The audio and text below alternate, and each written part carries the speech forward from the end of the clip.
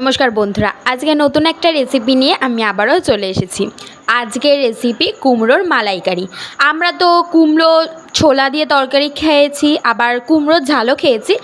আমি এই রেসিপিটা নতুনত্ব একটা ট্রাই করেছি, তো তাই আপনাদের সঙ্গেও শেয়ার করছি। তো কুমড়ো মালাইকারি করার জন্য কড়াইয়ে তেল বসিয়ে দিয়েছি, তেল গরম হয়ে গেছে।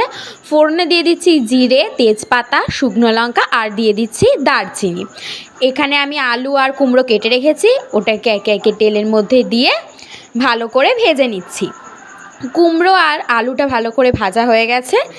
এরপর আমি এর মধ্যে দিয়ে দিচ্ছি পরিমাণ মতন নুন আর দিয়ে দিচ্ছি পরিমাণ মতন হলুদ আর দিয়ে দিচ্ছি আদা বাটা, দিয়ে এটাকে ভালো করে কষিয়ে নেব।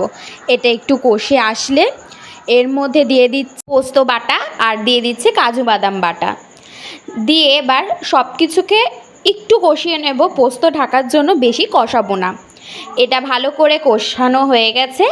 এবার এর মধ্যে দিয়ে দিচ্ছি পরিমাণ মতন জল দিয়ে চিড়ে রাখা কাঁচা লঙ্কা দিয়ে ঢাকনা দিয়ে ঢেকে দেবো যাতে ঝোলটা ফুটে যায়।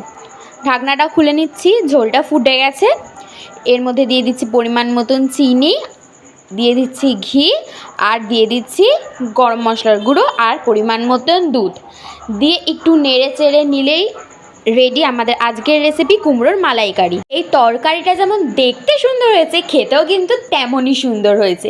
তো আপনারা বাড়িতে অবশ্যই এইটা একবার করবেন, খুবই ভালো লাগবে। আর এই তরকারিটা কিন্তু রুটি, লুচি, পরোটা সব কিছুর সঙ্গে খুব ভালো লাগবে। এই রেসিপিটা আপনাদের কেমন লাগলো অবশ্যই কমেন্ট করে জানাবেন, আর বাড়িতে কিন্তু একবার করবেন।